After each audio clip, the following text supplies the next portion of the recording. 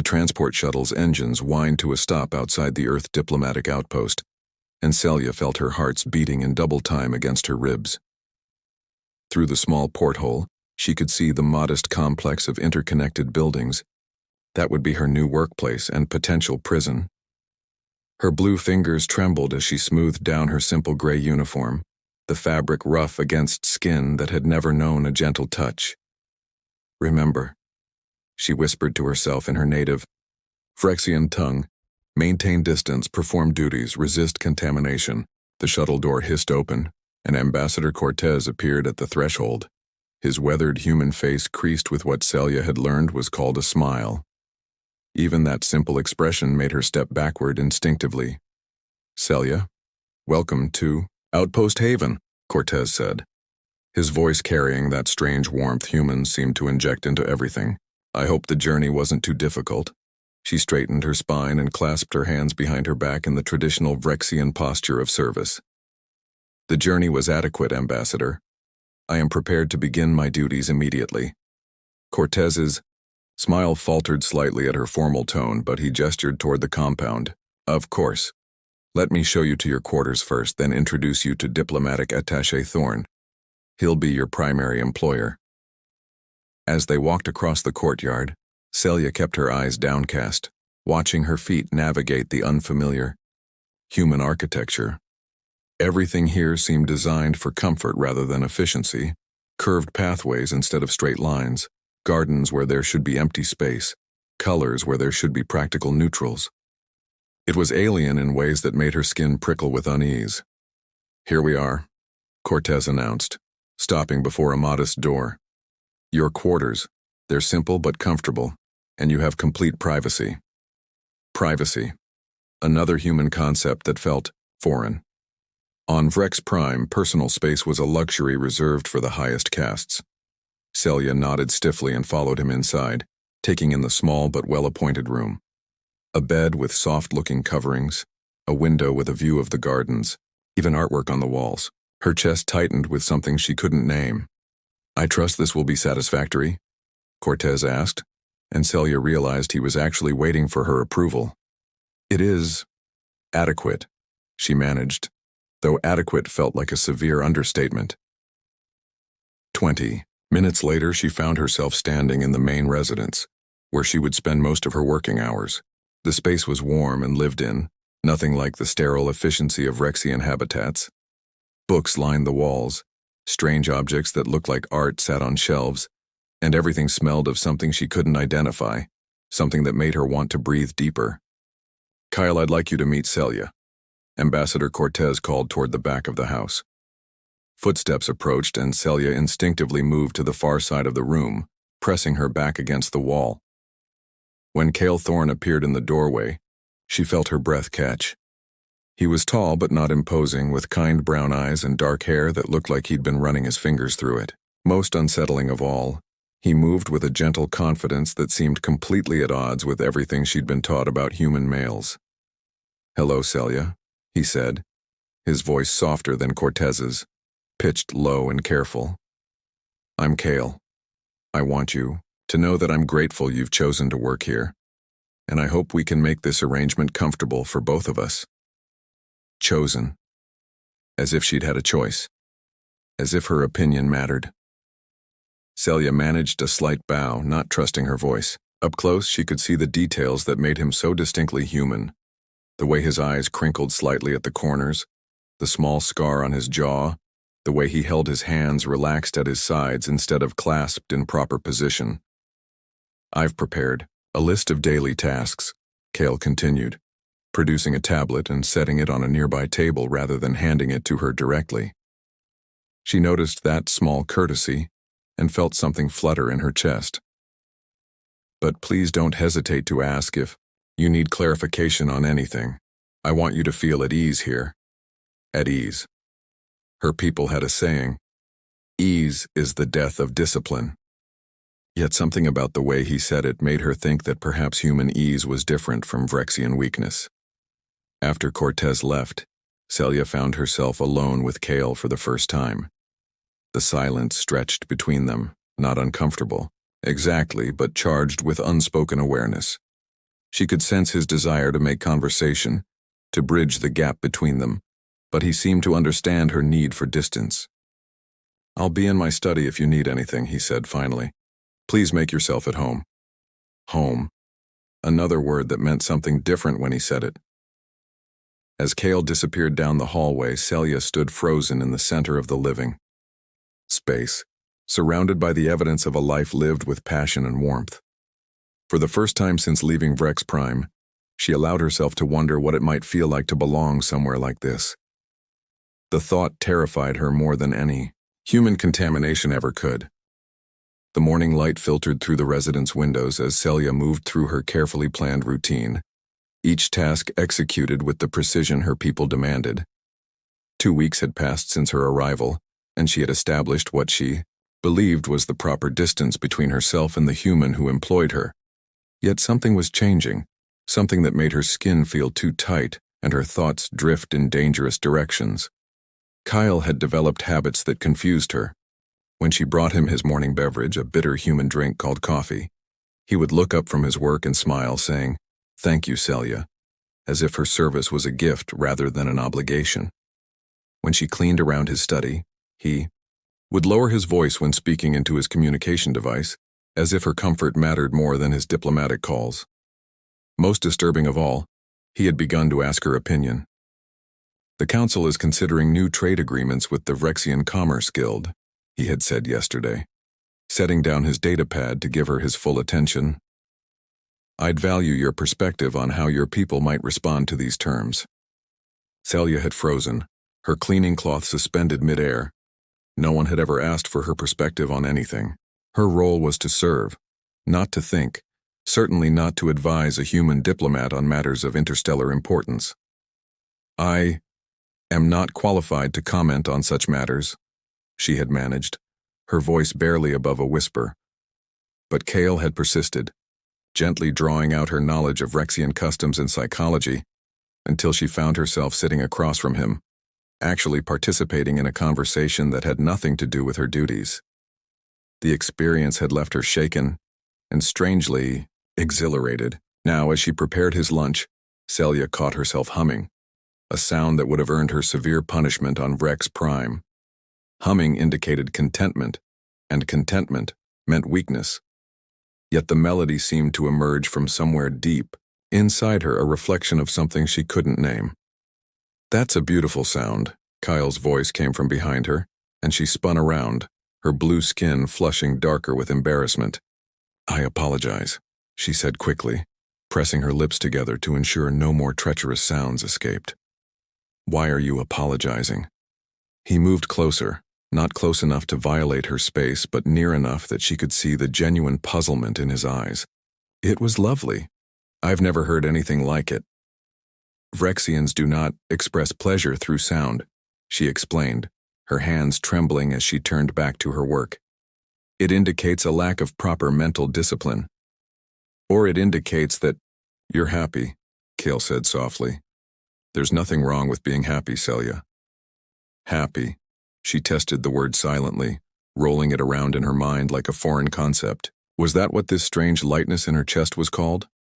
Later that afternoon, disaster struck in the form of clumsiness.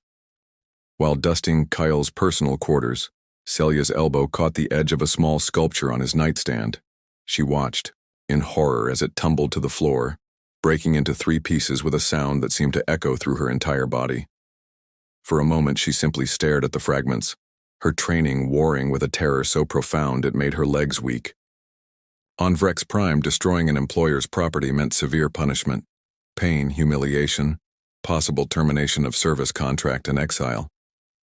"Oh no," she whispered, dropping to her knees to gather the pieces with shaking hands.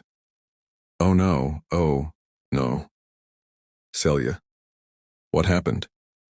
Cale appeared in the doorway, drawn by the sound of breaking ceramic.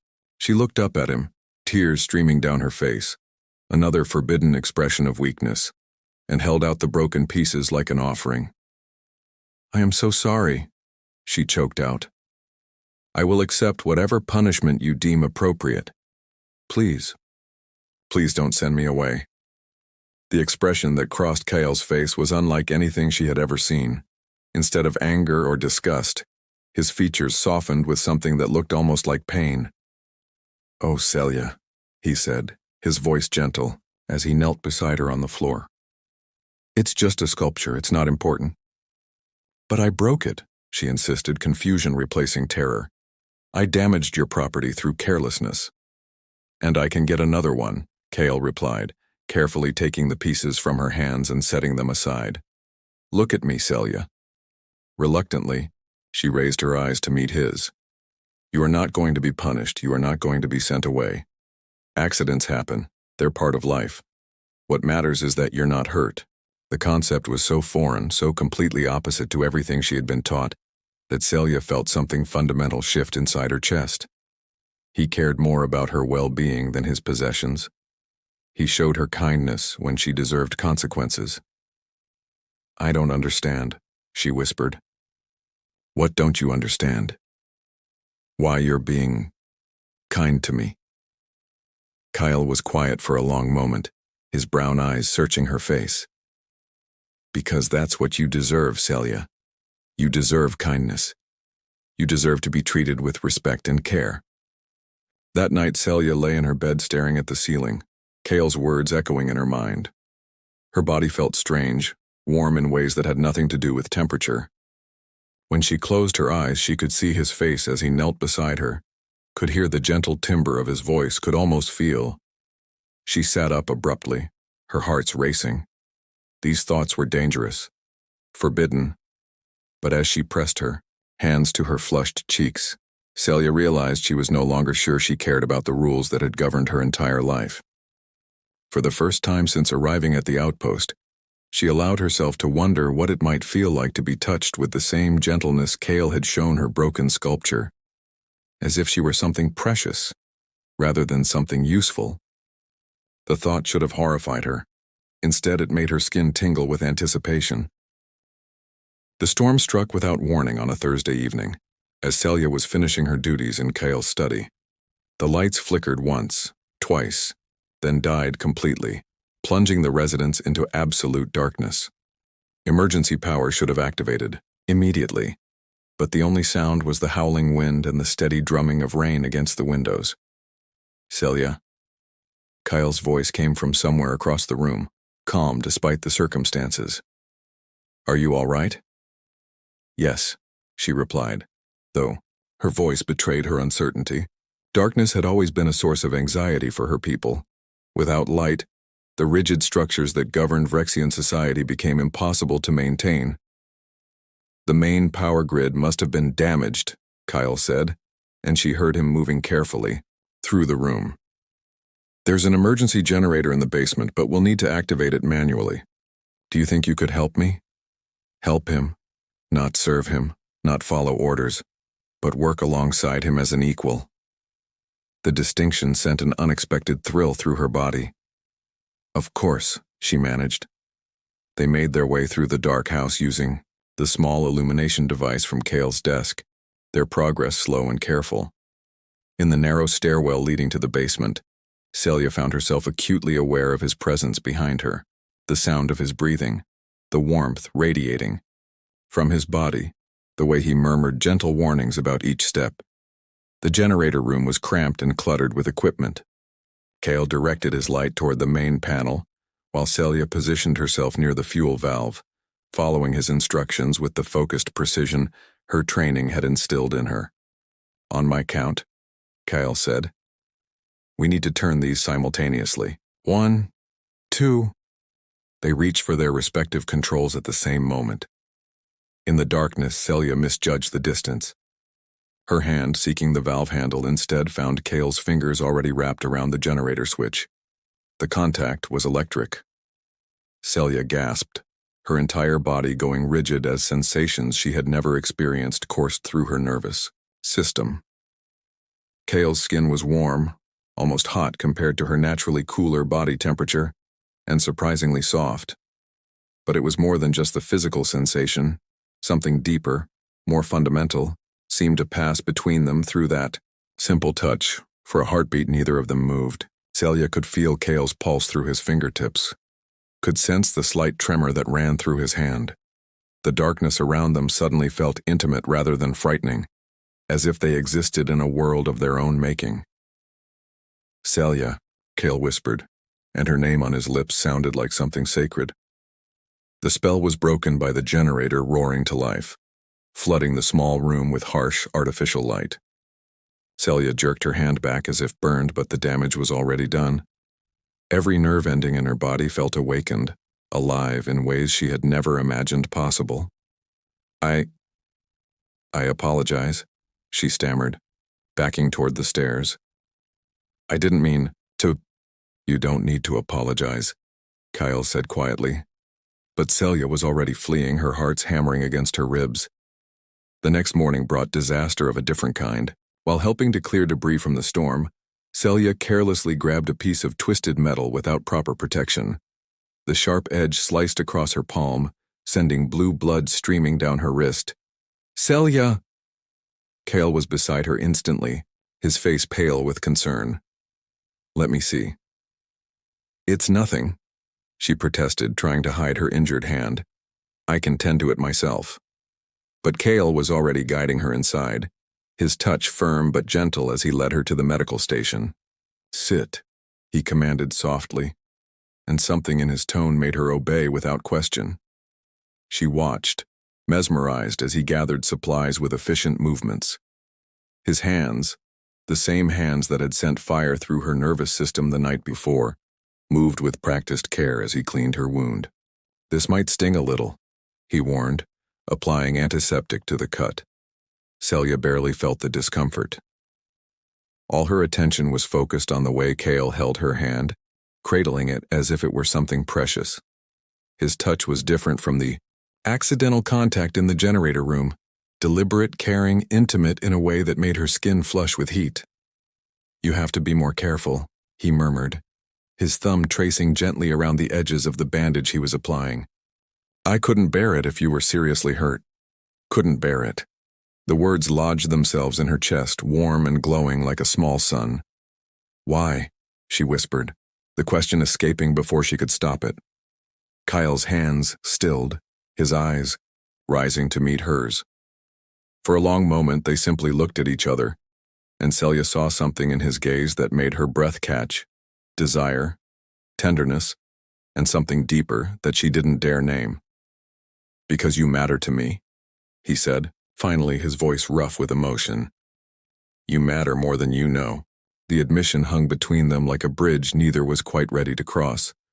Celia felt tears gathering in her eyes, not of pain or shame this time, but of something far more dangerous. "Kyle," she breathed, and watched his pupils dilate at the sound of his name on her lips. His hand came up slowly, giving her every opportunity to pull away, until his fingers brushed against her cheek. The touch was feather-light, reverent, and it sent shockwaves through every cell in her body. "Your skin is so soft," he murmured, wonder in his voice. "So beautiful." No one had ever called any part of her beautiful. Phyrexians valued efficiency, strength, discipline, never beauty. But the way Cale looked at her, touched her, made her feel like something extraordinary. "I shouldn't," she whispered, even as she leaned into his touch. "Shouldn't what?" "Want this. Want you." The confession slipped out before she could stop it, and she saw the effect it had on Cale. The way his breathing deepened, the way his thumb traced gently across her cheekbone. "Why shouldn't you?" he asked softly. "Because my people. Because intimacy with humans is forbidden. Because it will change me, corrupt me, make me weak." "And what do you think?" Cale asked, his other hand coming up to frame her face completely. "Do you feel weak right now?" Celia considered the question seriously. Her hearts were racing, her skin felt electric. Her mind was spinning with sensations and emotions she had never experienced. But weak? No. She felt more alive, more herself, than she ever had before. "No," she admitted, "I feel powerful." Cale smiled, and the expression was so full of warmth and desire that Celia felt something fundamental shift inside her chest. Not breaking, but opening, like a flower turning toward the sun. That night, she lay in her bed with her bandaged hand pressed to her chest, replaying every moment of Kale's touch. Her skin still tingled where his fingers had been, and she found herself imagining what it might feel like to be touched everywhere with that same gentle reverence. The thoughts should have filled her with shame. Instead, they filled her with longing so intense it was almost painful. For the first time in her life, Celia began to understand why her people feared human intimacy so much. Not because it made you weak, but because it made you want things you had never dreamed possible. And wanting, she was beginning to realize, was the most dangerous thing of all. The days following the storm passed in a haze of heightened awareness. Celia found herself hyper-conscious of every moment spent in Kale's presence, every casual interaction crackling with unspoken tension. She began to linger when bringing him meals, to find excuses to be in whatever room he occupied, to study the way he moved with a fascination that both thrilled and terrified her. Her carefully maintained professional distance crumbled bit by bit. When Kyle made an observation about interstellar politics, she found herself responding with her own insights rather than maintaining silent agreement. When he shared amusing anecdotes from his diplomatic training, she discovered sounds of laughter emerging from her throat, another forbidden expression of pleasure that she could no longer suppress. Most dangerously of all, she had begun to initiate conversations.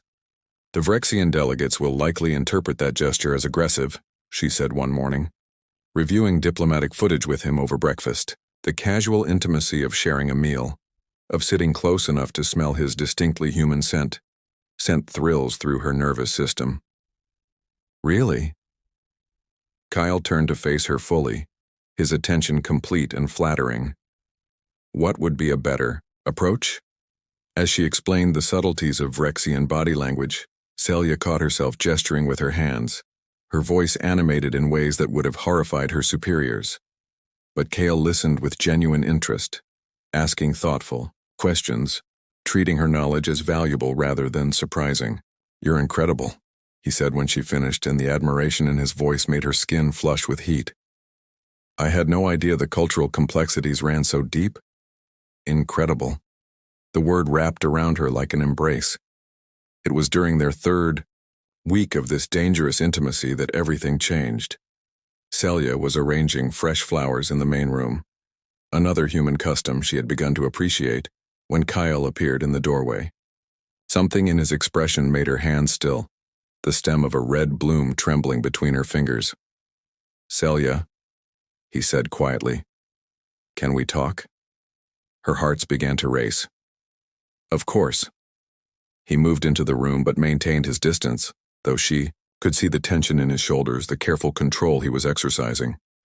"I need to be honest with you about something," he began, running a hand through his dark hair. "These past few weeks, the way we've been with each other, it's been wonderful, but I'm concerned that I might be making you uncomfortable."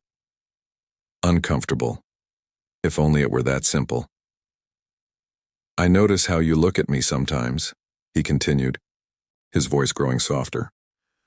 "And I need you to know that I'm attracted to you, Celia. Very attracted. But I also understand that your culture has strict rules about human contact, and I would never want to put you in a position where you felt pressured or conflicted." The careful speech, delivered with such consideration for her feelings, shattered the last of her defenses. Before she could lose her courage, Celia set down the flower and turned to face him fully. "I am conflicted," she admitted, her voice barely above a whisper. "But not in the way you think." Kale went very still. "What do you mean?" "I mean that everything my people taught me about human intimacy was incomplete." She took a trembling breath. "They told me it would weaken me, corrupt me, make me less than what I am. But being close to you, talking with you, being touched by you, it doesn't make me feel weak. It makes me feel more like myself than I have ever been." The expression that crossed Kale's face was breathtaking in its intensity.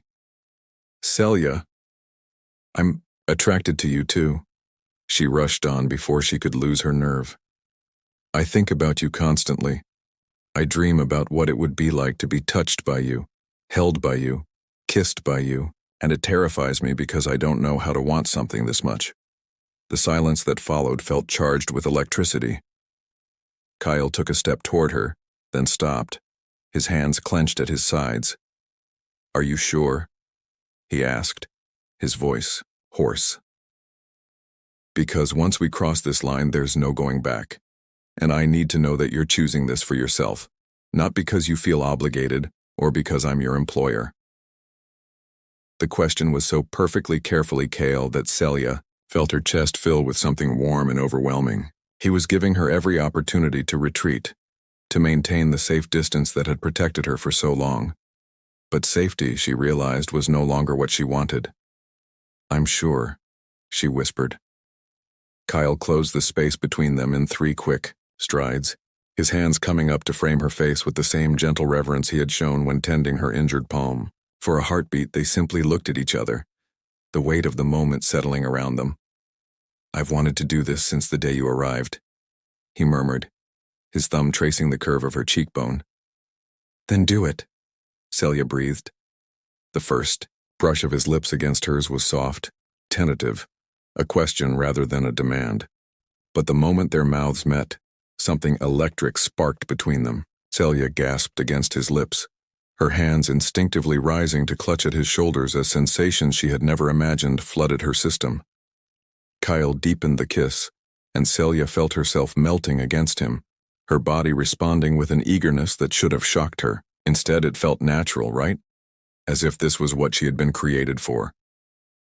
When they finally broke apart, both were breathing heavily. Celia stared up at Kale's face, taking in his flushed cheeks, his dilated pupils, the way he was looking at her as if she were something miraculous. "How do you feel?" he asked softly, his hand still cradling her face. Celia considered the question seriously. Her body was humming with unfamiliar energy. Her skin felt hypersensitive and her mind was spinning with wants and needs she had never acknowledged. But underneath it all was a deep sense of rightness, of coming home to herself. "I feel alive," she admitted. "More alive than I've ever been." Kyle's smile was radiant. "Good," he murmured, pressing his forehead against hers. "Because I plan to spend a very long time making you feel that way." But even as Celia lost herself in the promise of his words, a small voice in the back of her mind whispered warnings, in her native tongue. What she was doing went against everything she had been taught, everything her people believed about the dangers of human contamination. As Kale's arms came around her, pulling her against the solid warmth of his body, Celia made a conscious choice to silence that voice. Whatever the consequences, whatever the cost, she could no longer deny what she had become. She was no longer the disciplined Vrexian maid who had arrived at the outpost weeks ago. She was something new, something dangerous, something hungry for experiences her people had forbidden. And for the first time in her life, that didn't frighten her, it exhilarated her. The next 3 days passed in a state of suspended animation. Celia performed her duties with mechanical precision, while her mind remained consumed by the memory of Kale's kiss, the feel of his hands on her skin, the promise in his eyes. They maintained a careful distance during daylight hours, professional courtesy masking the electricity that sparked between them with every glance, every accidental touch. But the tension was becoming unbearable. On the 4th evening, as Celia prepared to retire to her quarters, she found Kale waiting for her in the hallway outside her door. He leaned against the wall with his arms crossed, his expression serious but gentle. "We need to talk," he said softly. Celia's hearts began their now familiar racing rhythm. "About what?" "About the fact that you've been avoiding me for 3 days," he replied, straightening to face her fully. "About the way you tense up every time we're in the same room. About whatever's going on in that brilliant mind of yours that's making you look like you're fighting a war with yourself." The accuracy of his observation made her chest tight. She had been fighting a war, between duty and desire, between everything she had been taught and everything she was learning to feel. "I don't know how to do this," she admitted, her voice barely above a whisper. "I don't know how to want someone this much and still be who I'm supposed to be." Kale's expression softened. "Who are you supposed to be, Celia?" "Disciplined," controlled, focused on service rather than personal desires. The words felt hollow even as she spoke them. My people believe that emotional attachment, especially to humans, is a form of corruption that weakens our fundamental nature. And what do you believe? The question hung between them like a challenge. Celia looked into Cale's eyes and saw no judgment there, no pressure for her to be anything other than herself. The acceptance she found there gave her the courage to speak her truth. I believe, she said slowly, that I have never felt more like myself than when I'm with you. I believe that everything I was taught about weakness and corruption was wrong, because wanting you makes me feel stronger, not weaker. And I believe... She took a shaky breath, gathering the courage for the final admission. I believe that I'm falling in love with you, and I don't want to fight it anymore. The impact of her words was immediate. Cale's eyes flared with heat and something deeper, more profound. He moved toward her slowly, giving her time to retreat if she chose, but Celia stood her ground.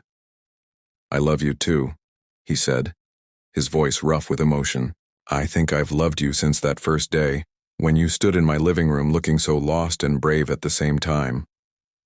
The confession broke something open inside Celia's chest. Before she could second-guess herself, she closed the distance between them, rising on her toes to press her lips to his.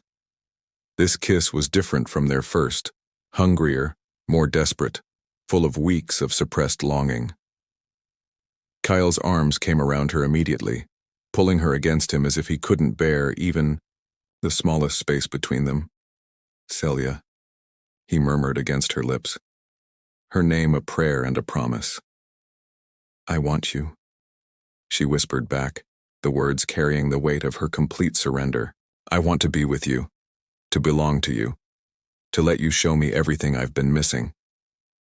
Kyle pulled back to look at her, his hands framing her face. Are you absolutely certain?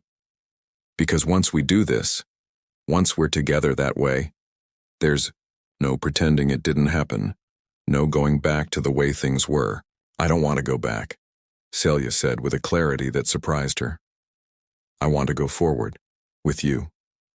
The smile that spread across Cale's face was brilliant enough to light the entire hallway. Without another word, he swept her into his arms, carrying her into her quarters and setting her gently on her feet beside the bed. What followed was a revelation. Cale undressed her slowly, reverently, his hands and lips worshipping every inch of blue skin he revealed. He traced the delicate patterns of darker blue that decorated her shoulders and arms, murmured praise for the way her body responded to his touch, made her feel like a goddess rather than a servant. When it was her turn to explore him, Celia marveled at the differences between human and Vrexian physiology. The way his skin felt like warm silk under her fingers, the fascinating contrast between strength and vulnerability, the way he shuddered when she discovered particularly sensitive spots.